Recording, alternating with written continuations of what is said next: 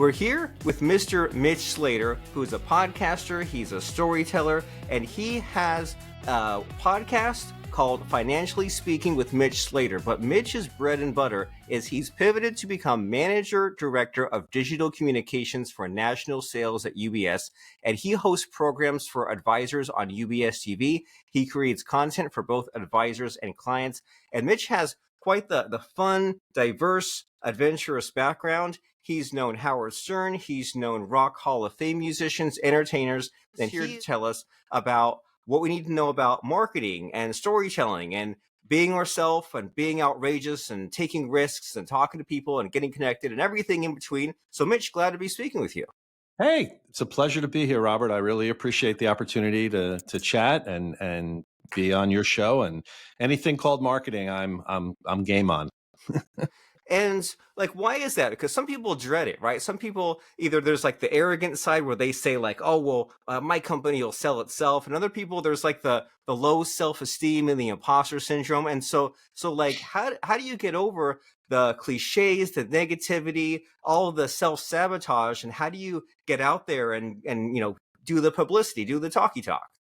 Well, I think it depends a lot on who you are. I mean, for me, I grew up wanting to be an actor. I did a lot of local, acting schools and things like that.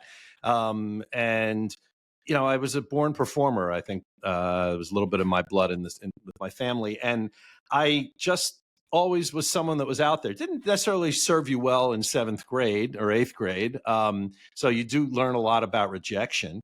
Asking 6 or 7 girls to the junior prom. I still remember that.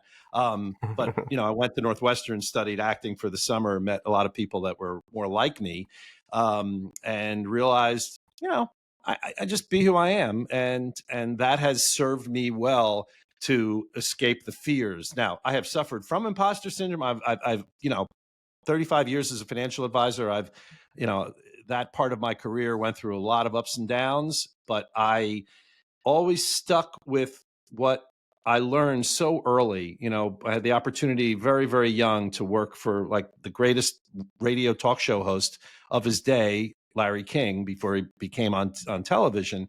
And when you get to observe a master, and I also did some amazing internships while I was in college. So Dan Rather, you observe these people and you realize what are the 2 things about them that make them special? Number 1, they're good listeners. They're really good listeners. And number 2, they have this curiosity. And part of that is storytelling. And that's just for me, I feel like today is a performance. Everything I do is a performance. And when I got into the business of selling stocks and bonds, which is the last thing in the world that I ever dreamt I would be doing, happened because my dad was in the business and I needed a job after moving back from California. And my girlfriend, now wife for 37 years, had a job in New York. And his boss said, "You're a good communicator. You can handle rejection. We'll teach you the rest." And Merrill Lynch did a very good job back in the day of doing that. So, just getting over your fears and having those kinds of skills, to me, those are much more important than anything. And I'll quote Bruce Springsteen, being from New Jersey, "I learned more from a 3-minute record than I ever learned in school." And that is the truth. Nice. So these are important life lessons so far, right? That we need to get over our fears and to communicate and be able to handle rejection. And there's a lot built in there, right? Because if you communicate, that means that you kind of know how to express yourself, you know who you are, what you have to say, and you can kind of shape that slightly over time, right? Not in the terms of being a chameleon, but becoming like the best version of yourself. And then the rejection, what's built into that sort of statement there is that you try new things, right? You ask the 7 girls out to the junior prom, as you said, and you just figure out what works and who your people are. And I love this idea all the time in marketing of taking the boring and everyday and making it just like outrageous and crazy and attention getting. And it's like, for some reason in my area, I'm only just now realizing this, like there's a lot of like highway billboards and they're all lawyers and accountants. And there's a lot of like bankruptcy lawyers, and some of them have like the Better Call Saul spoof, or I think there's one guy who's like Drake the accountant, and his last name is like something Drake. Yeah, you go up and down the Jersey Turnpike. It's the same thing with billboards, and what they don't realize is that LinkedIn is the billboard of today. And social media is the billboard of today. They think that might work for them, and maybe it does, for the ambulance chasers out there. But I think they need to take a look at what's really going on. But billboards And are, you, I don't want to put well, them well, out of you, business. but you would hope that like the billboards are like part of a larger marketing strategy, right? Like you Absolutely. Oh do yeah. direct Yeah. mail, you do cold calls. That if that's all you did, I don't know what kind of results, but you combine that with follow up, the email, the LinkedIn, the retargeting, the podcasting, the SEO. You're like, okay, now that's somewhat of a multi pronged strategy. But it's just, but I guess my remark is it's a lot of fun when people like figure out their personality, their character, right? Like I love the Pee Wee Herman, the Ernest P. Worrell, and all that. Mhm. And so, how do you fit into that? Like when you say like you have this acting background and this kind of broadcasting background, and now you're a financial advisor. Like, is your marketing like super crazy? Are you like the guy with the question marks on his suit, or like how do you get attention? And how are you a fun financial advisor? Well, I think number one, first of all, you have to have the confidence to know what you're doing. So when you start out as a financial advisor, if you're fortunate enough to have really good training and learn the things you didn't know, that's a good start. And you have to, go with confidence, whether you're starting out back in the day of cold calling or however you decided to build your book of business, you have to just somehow find within you the ability to have confidence to get up and go every day. And obviously success breeds itself. So I'll never forget, I was 3 or 4 months in the business and I was actually on a cold call, and some guy was walking through the office and it was a crazy time, and saying Pillsbury is going to be taken over. I'm like, okay. And then, I'm making a call and some guy says, all right, kid, give me your best stock idea. We'll see how it does. I go, Pillsbury. What did I know? I was 27 years old. The next day, Pillsbury got taken over. I had no clue. I didn't have any money. It wasn't, trade. It wasn't, anything like that. It was just dumb luck that this guy that for some reason got lucky. But he hired me then as a financial advisor. And within 3 weeks, he introduces me to one of his best friends who owns like a ton of real estate, office buildings, big part of northern New Jersey, and a week later hands me a check for $1 million, and this is in 1988, and said, let's see what you can do. So obviously a lot of confidence, like I said, success does breed confidence. But I knew early on that for me, being on the phone and cold calling wasn't it. I'm a people person. I got to find my people and then work with them, because I'm in a business that's an ROR business. It's a return on relationship more than an ROI. And you're actually managing people's expectations more than actually their money. And the more that you learn the business itself, the financial planning side, and develop these real relationships. And it's funny you mentioned chameleon, because I remember very vividly early on in my career realizing I have to be a little bit of a chameleon, because if I'm sitting across the table and I'm 32 years old and there's someone that's 85 years old or 75 years old, and it's an older man or woman and they're talking very slow, if I start talking like I'm talking right now, it's not good. I'm not saying I have to morph into that exact person, but I sort of have to listen to what I'm hearing and kind of work that room, to be good in a room. I mean, which I think no matter what you're pitching, whether you're pitching a script to Netflix or you're pitching financial advice or a marketing campaign, you got to be good in a room. And that starts with confidence. And that's not easy for everyone to do. That's for sure.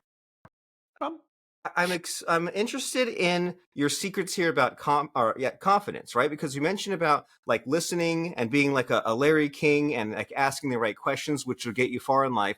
But then so many people struggle with confidence, right? There's this chameleon kind of aspect, and there's like the fake it till you make it. So, but then we always come across those moments in life where it's so easy to chicken out and play it safe, and we have this negative self-talk. We talk ourselves out of it. So, like in all of your adventures and misadventures and all the decades, like what have you figured out that we need to know about better tapping into our confidence? I think it's all about taking risks. And years ago, somebody said to me, life really is just about the dash. And I said, what are you talking about? And he says, well, no, think about a tombstone. It has a dash, born 1900, died 2000. What happens during that dash? All right. That's A what lot. matters. And you exactly. And you only have, I'd love to believe that I got 9 lives, but I only have one. This is my only shot. I'm going to be dead at some point. I might as well take my shot and do the best that I can. Not easy. You're going to get knocked down, but you got to get back up. And I just think for people to develop some communication skills young, whether it's going to a Toastmasters, if you've not ever done any speaking, take an improv class is a great way. You don't have to become an actor, but learn about improvising.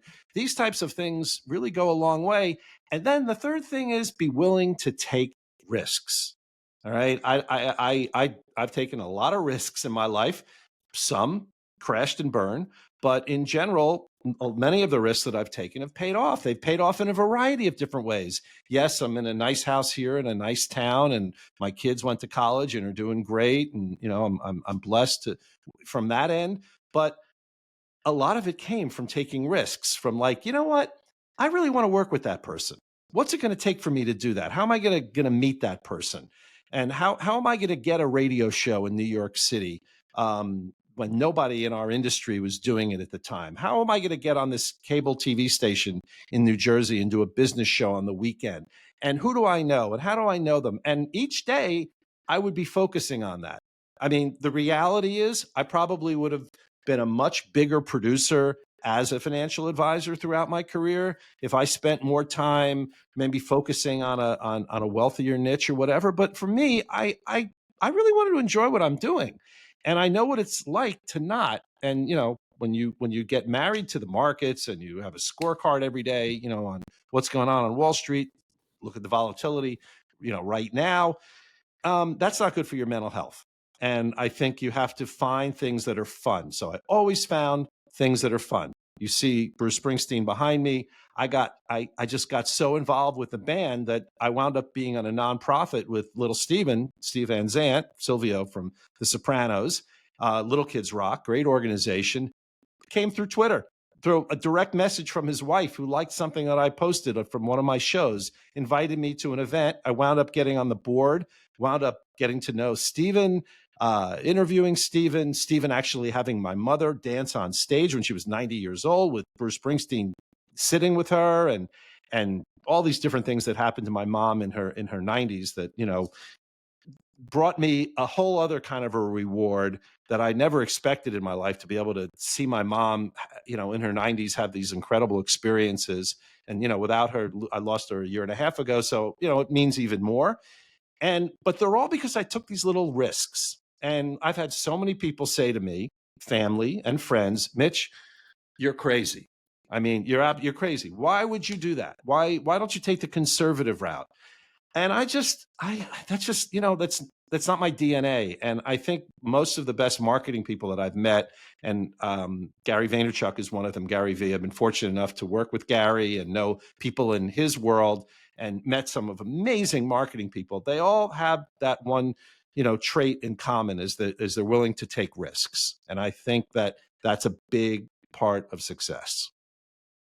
Agreed, a million percent. And I'm getting a little bit of a theme here, as that, which is to associate yourself with other people that take risks. That way, you get kind of you're surrounded by it, right? You get that habit, and this idea that you have of taking risks. There's a lot of other great advice built into that, and a lot of what you said, right? It's like, well, what are you taking the risk for? Well, that means it's important to know what your goal is and to revisit it every day and to keep trying different things. And when you have these little micro opportunities that present itself, then take them, because they lead to like other smaller opportunities. And you meet this person, and then next thing you know Bruce Springsteen. Next thing you know Gary Vee. And so I think that's very inspiring and motivational. It's something we all need to just be reminded of. Like, hey, keep taking the risk, keep having these crazy goals and dreams, and do the work and rethink them and figure it out, especially when there's the obstacles. And I also want to make sure that we mentioned your financial advisor kind of aspect of things. And so, like, who is a good fit for you to financial advise, and what do you wish they knew going into this as far as like working with you? Right. Well, I have, just to be clear, I've retired as a financial advisor. Okay. I'm now working with the same firm, running digital media and helping other advisors. But you know what? The kind of people that I wanted as clients were like-minded, in many ways. They're people that were family oriented people. It wasn't just about I wanted a bunch of rich people with a heartbeat. I really wanted people because I knew I was developing a relationship. And when you're developing a long term relationship, certainly if you're starting in your 30s and you plan to work till your 60s, that's a long time.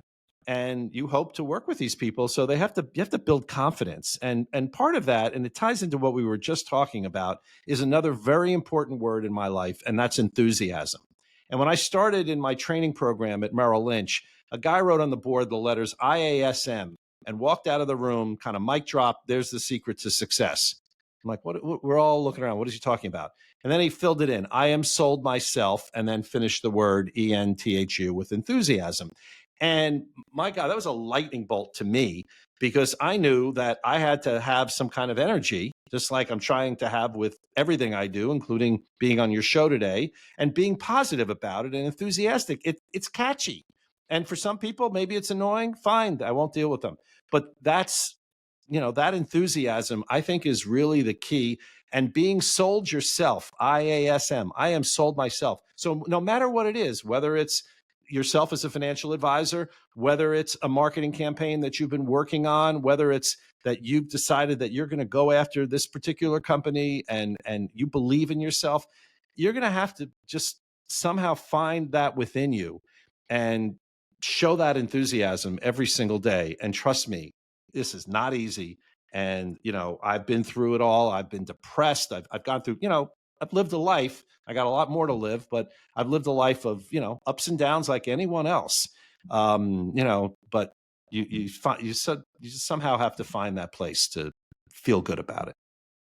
I agree with you. Enthusiasm, optimism, positivity, and as you're saying that, what came to mind is like there's probably like four ways of going about it, right? There's four approaches. There's like, well, I don't believe in myself, and then it won't work out. So that's like playing it safe. That sounds like misery, right? There's Mhm. I don't believe in myself, and then I do get some success, and that sounds like luck, right? That sounds like that won't happen all the time.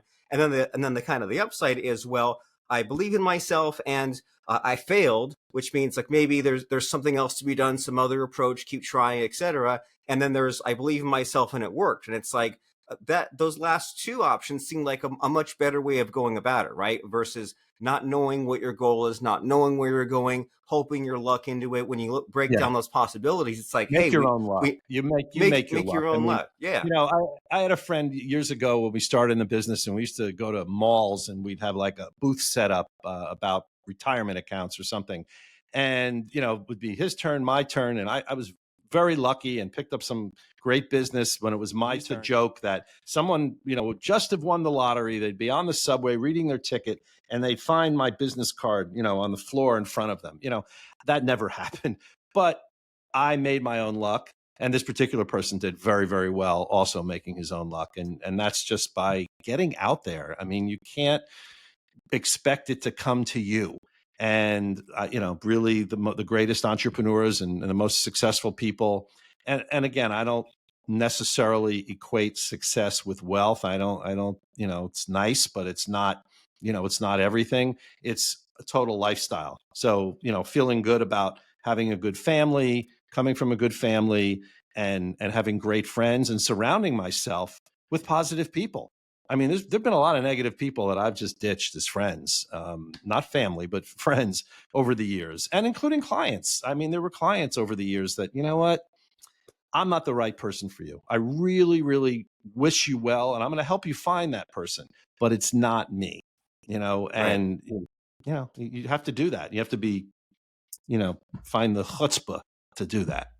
Yeah, there's more fish in the sea. And so, do Yes. you think is there anything fun to speak about like you say you train these financial advisors? Is there any Mhm. kind of like transformation that occurs there that is noteworthy? Like when you start training them, are they have this negativity? Do they not have the work drive? Do you have to like kind of instill these success habits into them? Is there something there?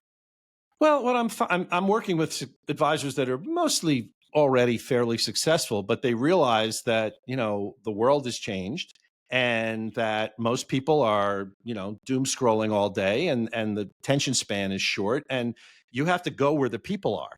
And obviously podcasting, video, LinkedIn, things like that. That's where you're going to find these people. So you want to get known is sort of my biggest message. It's like, it's really great that you're a financial advisor, that you have 3 letters after your name, and that Forbes said you're the top 1,000 or whatever. Terrific. All right. But if you want one of your clients to refer you to someone like them, and that person's going to look you up, the first thing they're going to do is Google you or chat GPT you or whatever. What are they going to find? Are they going to hear your voice? If you're doing a podcast, they're going to hear your voice. What are the kind of people you're talking to? What are the topics you're talking about? And it's a 360-degree way of looking at it. And in 2013, when I approached my firm about doing podcasts, you know, they thought I was absolutely nuts. Yes, compliance, people worry about these things. It had to be done in the right way. It took 5 years. I was very pushy, but I got it done. I let them have me pilot it in a very compliant way. I showed them it was successful financially. And now I'm just such a pleasure to work with other advisors around the country and become almost, somebody called me a finfluencer the other day, a financial Mm. influencer. And because I just want to help people. And I think maybe part of that is the stage of my life in my 60s is that you start thinking legacy and all these other things. And to be able to take what I've been through and pass that on, but also be current, because you better be current, which is why, I know every, musical group out there. I whatever needed to learn, I learned, and same with technology. And I think the best marketers today know that. I heard Gary Vaynerchuk the other day talking about how, it makes sense to buy that Super Bowl ad because half the world is going to see it. But does it make sense for you to buy an ad during the Oscars? Nobody watches the ads during the Oscars. People just want to see who win the awards, and that's it. So, but if you're on Twitter or you're on, some other form of social media talking about what's happening or something along those lines, maybe that'll lead people to you. So it's all really keeping current and realizing what's happening in the world. And it's a really, without getting into politics, it's a crazy world right now. And there's a lot going on and people are confused. And, I think the last point I would make that really rounds out everything I said is educate. Because I always felt that it was so critical before you sell anything to anyone, you educate them. You let them know what they're getting into or what the investment is or what the plan is, whatever you're doing. And part of the problem is, we're 14th in the world in financial literacy. We grew up and this is still the same today, that most households have an easier time talking about sex than talking about money. They still don't I do it. believe it. Right. So, and I Yeah. was a parent and I was the same thing until I met someone who wrote a lot of books on this topic, got me into it. I started doing seminars and it became a real theme of what I was doing. I even wound up running and being on our board of education in my town, because I felt so passionate about it. And we just don't teach these things in school. Right. And Right. if you're not teaching it at home, then where are people going to learn it? And they need to learn these basic skills. It's so critical. So part of that is, no matter what it is, getting educated goes a long way. And you can do that on YouTube right now too. So Oh yeah, and like choose your education because, like you say, well, if they don't learn it from school or from home, where they learn it randomly, right? Just by random chance, by the person on the street, or if the situation gets bad enough, then they get desperate, right? Then they do the Google searches, the Chat GPT, the YouTube, the podcast, and then you'd hope that at some point in their journey, then they come across you, right? They come across Mr. Mitch Slater or someone similar, and like you think of like you and I are podcasters. And when we have podcast guests, we look up who this person is. We only spend a couple of minutes, but it's like, well, Mhm. if I search their name on YouTube, am I not even sure if I found the right person, right? Is Right. there no videos on it? Is the last video from 11 years ago? If Right. I What are go you to hiding? link, yeah, Right. yeah, like Yeah. What are it you doesn't take hiding? that much to People post don't have a their photos video. on Yeah, LinkedIn. I mean, I just yeah. met with a group of advisors from Florida, and there were 25 in the room, and 20 of them didn't even have their photo on LinkedIn. I'm like, what are you? Are you a spy? You work for the CIA? What are you in the witness protection program? I mean, are you kidding? How are you going to get successful that way? You kind of have to be out there and figure out your own way. But it's, again, everyone's different. Everyone has their own strategy, and if whatever works, if it works for you, don't change it. No matter Yeah. what I say, no matter anyone that you listen to say, follow your heart and follow what works for you. But if you're frustrated, if you want some new results, if you say, hey, well, what I'm doing right now, marketing wise, isn't working, maybe it is time to install that LinkedIn app and click a couple of buttons and take a new picture and fill in a couple of fields. And there you go. Now you're ahead of those 20 out of 25 people. And you make one quick post, right? The number of times I go on someone's LinkedIn and the last post was 9 months ago. And then Yeah. the time before that was 2 years ago. It's like, hey, post a little something, right? Have a Right. few helpful videos. It takes you a few minutes, have some activity. So along those lines, when you see the financial advisors out there, right? There's the ones that you coach, but like I'm sure you see a lot. Like, is there any Mhm. like one or two things that like drives you completely crazy about what they are not doing marketing wise that they should be doing? Yeah. Oh, many things. Well, I'll start with one that just makes me absolutely nuts. People that post PDFs. I mean, Oh, first of all, you're lucky if someone's going to read 10 words, let alone a PDF that they can't even read. It's like a blurry PDF. I don't understand that. And I see that a lot in our industry. I see it in insurance and a number of different industries. People don't read. Instead, why don't you make a video of yourself, all right? Just your phone, whatever, and talk about the three main points of what you're posting and put a link to it if you want. All right. So number one, stay away from PDFs and things like that. And stop. Oh my God. Stop talking about yourself all the time. Like there's a big world out there. And yes, you are in sales and you are marketing, and that's important. But maybe think about topics and think about things that other people might be interested in, the people that you want to work with. And you learn that from your existing clients and what they care about by doing focus groups with them and really finding out. And maybe then you market to that directly rather than just saying, I'm great, I'm Forbes, I won this, I'm terrific, I was voted the best. And that's all they see. That's, what does that say? Because it's not about it's about you. It's about the client. It's about the relationship. You're the person that matters. That's the most important in any relationship, really. So, and likability. And a lot of that comes from, looking at the right things and putting the right things out there to the universe rather than just, me, me, me, me, me, me.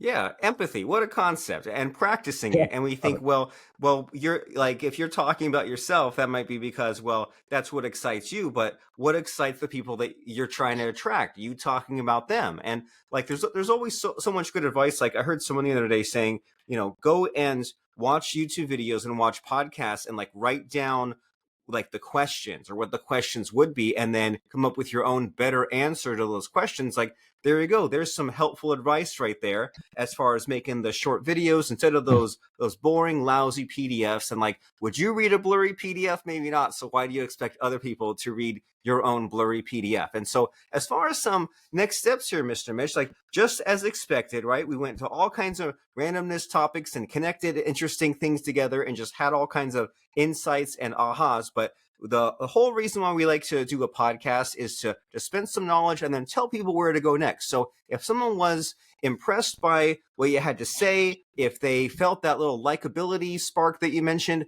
where should someone go to find out more about Mr. Mitch Slater and everything you have going on? Well, before I talk about me, I want to mention one last thing. Tim Ferriss, Tribe of Mentors, a book everyone should read. The book is one question. And speaking of billboards earlier in our conversation, you've been granted a giant billboard for the whole world to see. What's it going to say and why? And he asked everybody from presidents to CEOs that same question. And looking at the answers to that, I think is fascinating. It's a good question to keep in mind. And that meant a lot to me, and it still does. And it's a question I ask on my podcast. But as far as where they can go to learn more about me, you certainly listening to the episodes of the show that I've done. I'm doing a new show now called Leadership Lounge with one of our advisors in Texas, where we're interviewing some of the best coaches of CEOs out there. We've just put out a couple of episodes that I'm really proud of. I'm working on another podcast called Men, Women, and Money that we'll be doing later in the year because the psychology of how that works is really fascinating and there's a lot they can do. But honestly, LinkedIn is the best place for me. That's kind of that's my corner. That's where I'm hanging out with the girls and the boys, and that's those are my people, and I'm hanging out there. And be unique and tie it all together. So and be current. So a post, if you look at my LinkedIn page, you'll see last week I did a post where I'm sitting at the piano and I played the beginning music from Severance, which is a very, very cool show. Hopefully a lot of Oh people yeah. know it.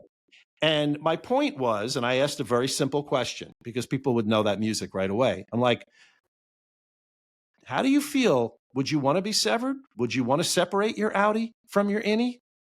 Let's talk about that. Tremendous response. And I knew it. I knew it because I was trying to keep current. Yes, it was me playing the piano, but that's how that worked, and showed me playing the piano, which is something I love doing. But it ties it all together. So, I appreciate the opportunity to be with you today, and I'm about the biggest open book that anyone can find, and anyone that ever wants to reach out to me through LinkedIn, I will respond immediately because I'm there to help, and I want to lift everybody higher. Very cool. And that's a great life goal to have among many. And so I love your personality, Mr. Mitch. And, we've all experienced you watch or listen to like Robin Williams or Eddie Murphy, and like you feel like you know them, right? Because they were open and shared and wild and unique and larger than life. And that's what we want, right? We want to live an exciting life, and we want to not go it alone. And we want to tackle our problems in fun and interesting ways and be entertained, and we can do that by solving problems and listening and being current and all these other things. And so we said that podcast is Leadership Lounge with Mitch Yeah. Slater, but your playground, your hangout is linkedin.com/in/Mitch Slater. That's MITCHSLATER. Mitch Slater. He's a financial advisor, media storyteller, executive director, digital communications manager, and UBS television and podcast host, according to that LinkedIn profile. And if you disagree, Mr. Mitch, you say, I don't financial advise anymore. Well, then update your LinkedIn profile, right? You got to practice what you preach.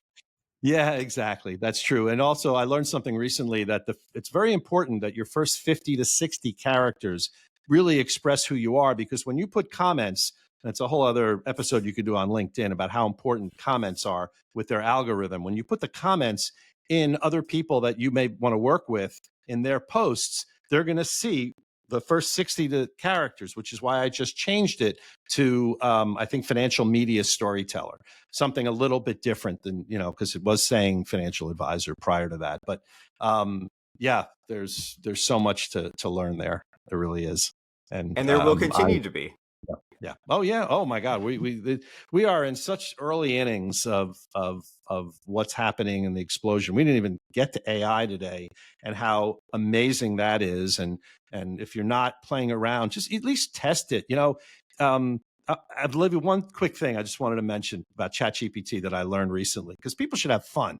Go ask ChatGPT to roast you. Maybe roast you in the voice Yeah. of Nikki Glazer or Don Rickles or Rodney Dangerfield. Tell ChatGPT a little bit about you first. That's a lot of fun. Have some fun with it, but learn more about it. And I've been taking classes on AI that a number of LinkedIn influencers that I've met are putting out there in the world, and I'm trying to get better at it myself. And it changes every couple of days, so I better stay current. Oh yeah, and I love that last little piece of advice you gave of find a way to have fun, right? That way it will sustain you, and especially it's so tempting to just be afraid of the new technology, right? Of the social media, the AI. But hey, if you find a way to have fun, if you watch Mr. Mitch playing the Severance theme on piano, that's fun. If you ask Ronnie Dangerfield, ChatGPT to roast you, that's fun. And so, in the spirit of having fun, check out the Leadership Lounge with Mitch Slater podcast, but also add him on LinkedIn, Mitch Slater, media storyteller, financial media storyteller, that is. And we'll see you there. And thanks, Mr. Mitch, for showing up, stopping by. I really appreciate you.